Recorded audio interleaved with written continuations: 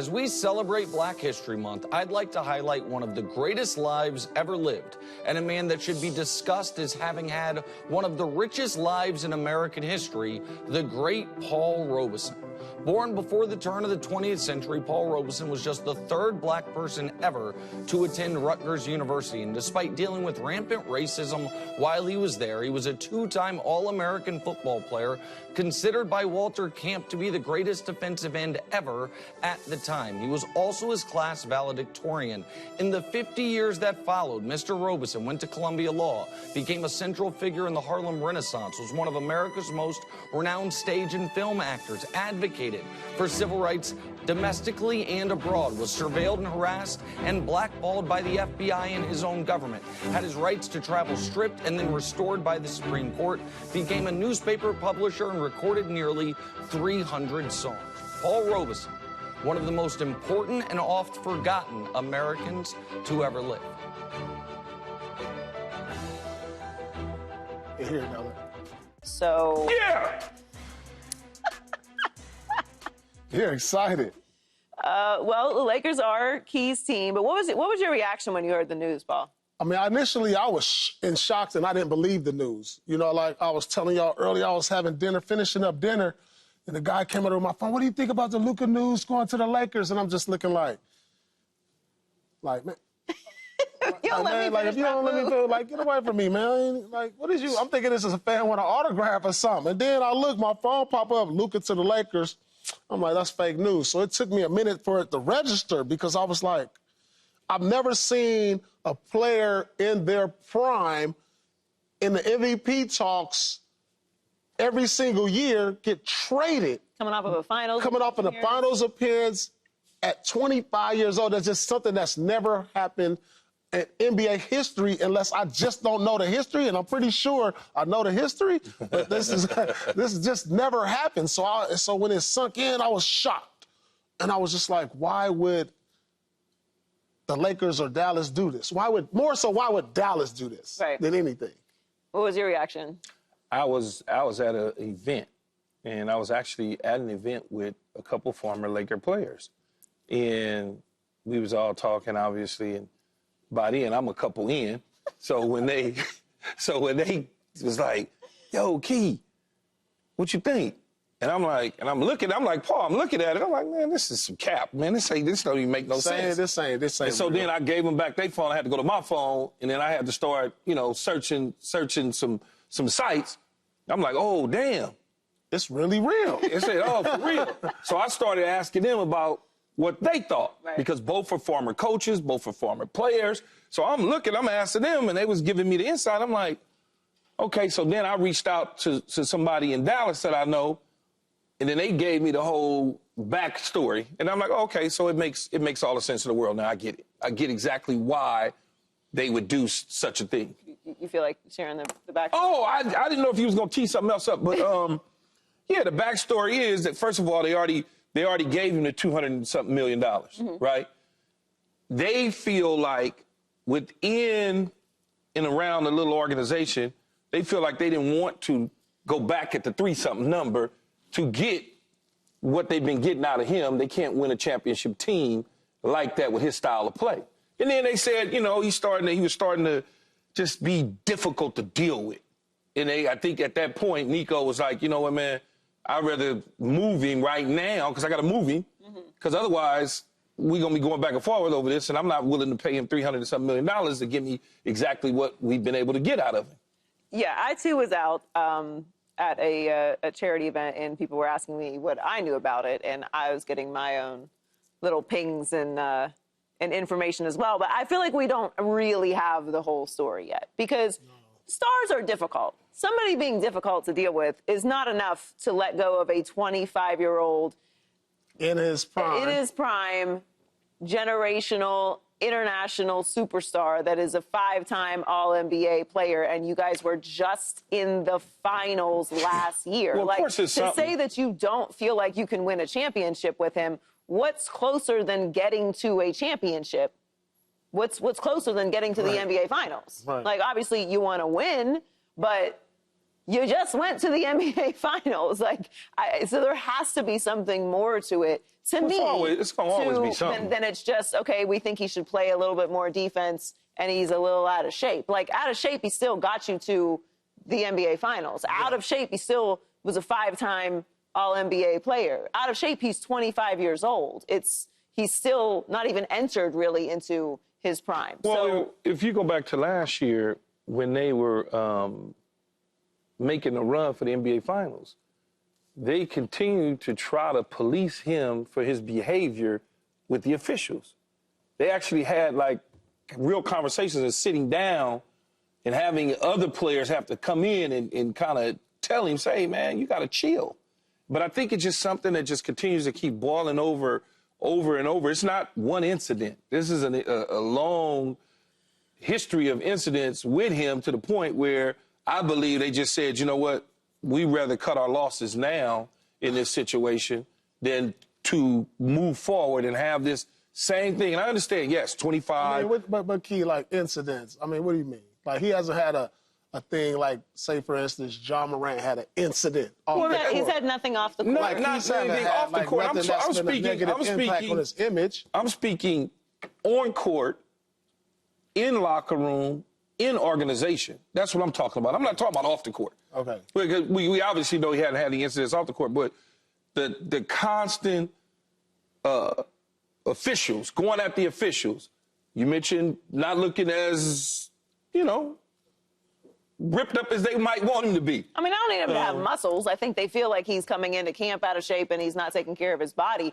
But despite all of that, he's still one of the top players in the league. And when you go back and you look at those finals, they saw him like Paul used to see people. Oh, come on, man, come over here.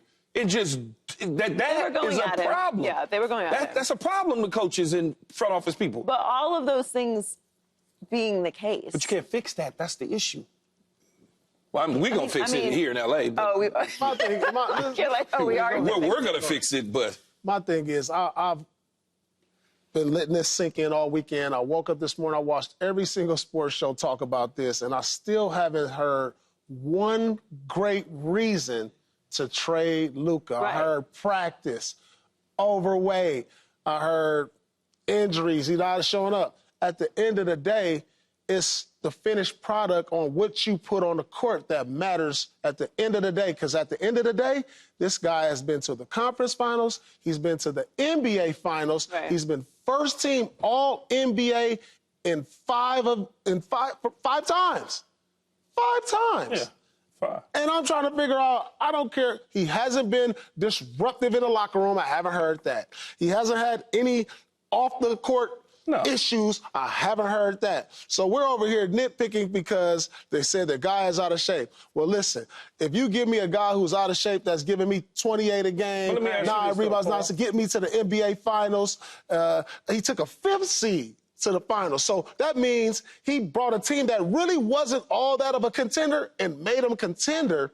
Yeah. And now you telling me you don't want to pay a guy that's doing all of this, $345 million? Well, who do you pay to do the things that he's done when he hasn't had the team or the role players to actually be a contending team? Because we have not once said going into the season that Dallas is a contender because who they have on their roster. It's all because of this one guy. But let me ask you this, though, as an NBA Hall of Famer, though, Paul, and I just would see it as an outsider. If I'm giving up 27, but I'm hitting 28. Ain't that a problem on the court? Everybody got their flaws, Key. Nobody was mad when Shaq couldn't make a free throw. Yeah, but Shaq wasn't. He was scoring 30, but wasn't. Exactly. He scored 30. He wasn't letting the seniors score 30, though. Man, he letting whoever. Yes, he was. Yes, he was. Yes, he was. Dream wasn't getting 30. Robinson wasn't getting 30. Come on, man. Everybody got something. You know what I'm saying? But we're going to talk about well, get some players around him that do play defense then. You know what I'm saying? I'm just asking, man. He give you what he give you and get you to the finals, and we trying to nitpick on, he gained this much pounds when he was getting out of shape. But, I don't get it. This is the weirdest trade I've ever seen. Well, it works in our favor, and we're not weird. Well, that's why. Actually, you know what? I agree. The Lakers did win this trade. I agree. It works in our favor, so we're okay. The Lakers definitely won this trade, but I'm with Paul. all these things, and I've been steadfast on this across all sports. This is weird. My whole career. Superstars are hard to deal with. Like, if you get a nice, pleasant, agreeable, always doing the right thing, always cooperating with everybody, like that's not what superstars do. They're demanding. They have their own way about things. You're usually going to have to make exceptions and compromises to keep them in the building. You're going to have to deal with stuff. So this, he's difficult to deal with.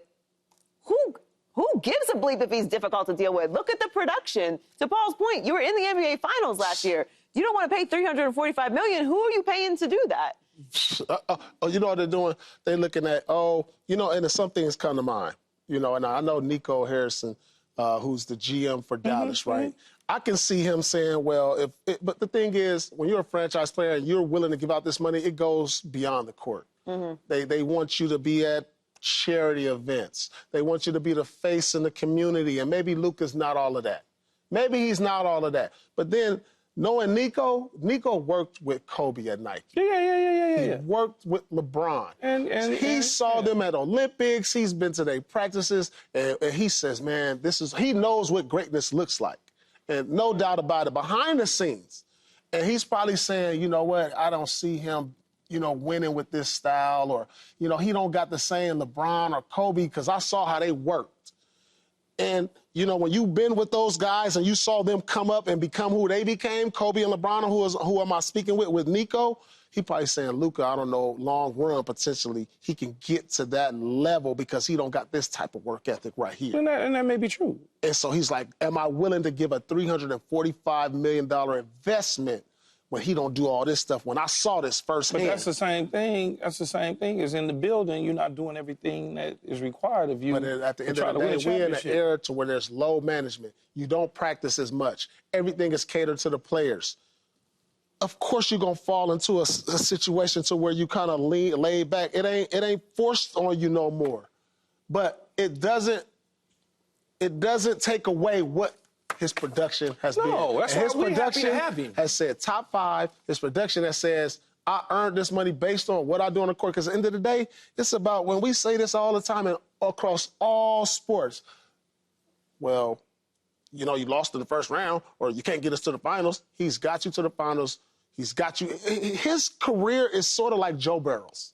Like, they have a lot of similarities. A lot. Yep. Got to the finals, got to the conference championship. You just need if you put some pieces around them, you could probably win. No defense. Yeah, no defense, exactly. This is Joe Burrow of basketball. Well, we're glad to have Joe Burrow of basketball here in Los Angeles. I mean, also on top of the fact that he is now with Los Angeles, he lost out on the ability to have a Supermax contract with Dallas. So he was going to sign a 5-year, $345 million deal. The most the Lakers can offer him next season is 5 years, $229 million. So he lost $116 million. This trade gave him a $116 million haircut. That's okay. He'll just get some of that stuff they spray, a little fake hair. He'll get a little bit of fake hair, fill it in, because he's going to pick up, let's just call it 50% of that 116. He's going to pick up in shoe money. And hold on. He done went from a non-tax state to a tax state, so he ain't going to make that back. That's even another shave. $16 million. That's another shaving. I didn't even think about that. You got to think about that, too. Non-tax tax state to a heavy state tax. But that shoe money that shoe money is going to increase, Paul. You know the marketplace is going to dictate that number on the shoe money. Dallas versus L.A. Well, if he's able to win a championship with and LA. he's going to win a championship at some point. That ain't happening no time soon. You hope it don't. That's your worst nightmares. You talking about you was sitting at dinner, you damn near choked on your food when you saw it. Delusional Laker fans, delusional Dallas Cowboy fans, y'all all in the same boat. This is a great trade for the Lakers, though. I will not say it's not a great trade. Cool, we're not done. This is a great trade. We're not done. I'm sure you've had conversations with Rob Pelinka, because he's done an outstanding job, right? We're not in the last 4 years. Of course you have. But him and Bron, they can't play together. I'm going to just say, I said it right when I saw it. They can't play together, Joy. Him and Bron? They can't play together. They require the ball. They're ball-dominant players that dictate everything their team does. This wasn't a play for this year. And everybody's like, oh, this year. This was a play for the future. which is a great trade. This is a great trade to line up the future because now you can start thinking about building around Luka. And if I was the Lakers, I would trade Bron to start that process early. Give Bron another opportunity to win a championship because it's not going to happen on this team. You can trade Bron to I said Cleveland. You know, if you can get an Evan Mobley back pairing with Donovan Mitchell and Garland and all that, do that. Because I'm still feel like LeBron got enough in the tank to win a championship, but it's just not happening here in L.A. Subscribe here to get the latest from Speak and go watch a few segments from our other shows on FS1.